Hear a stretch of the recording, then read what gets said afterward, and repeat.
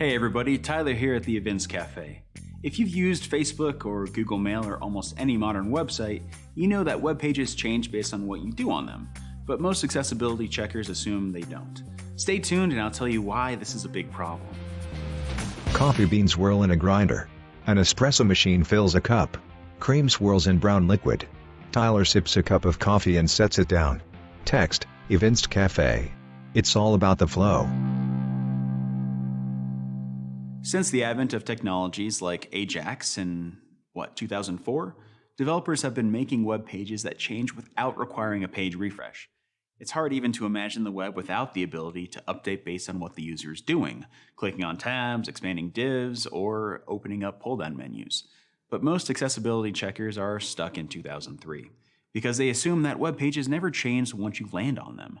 They simply ignore all the dynamic contents of a page. That leaves developers with two bad options: like it or lump it. Meaning either go along with the fact that big parts of a web page won't be scanned, or manually interact with the page and rerun a scan for every single interaction. Like this. On screen. Here's a great website. I just ran a scan for the page and now I want to see if there are any new problems surfacing when I click on this section here. Clicks events. So first I have to save a report for this first scan. Then I click the tab and then I'm supposed to run a new scan and get another report. And then I have to manually deduplicate all those bugs. Man, I'm tired already. Lucky for me, there's a better way. Evinced has what we call continuous flow technology. Evinced can capture all the DOM changes possible in a page on a single scan, either as you click through a flow or execute it automatically inside a test.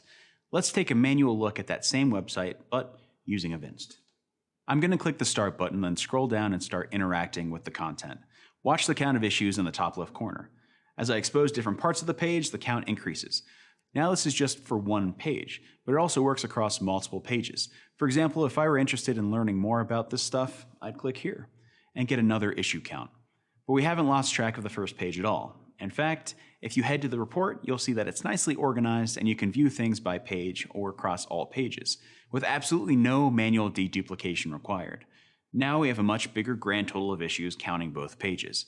If you follow this series, you already know that Evinced has a pretty solid list of advantages over legacy tools.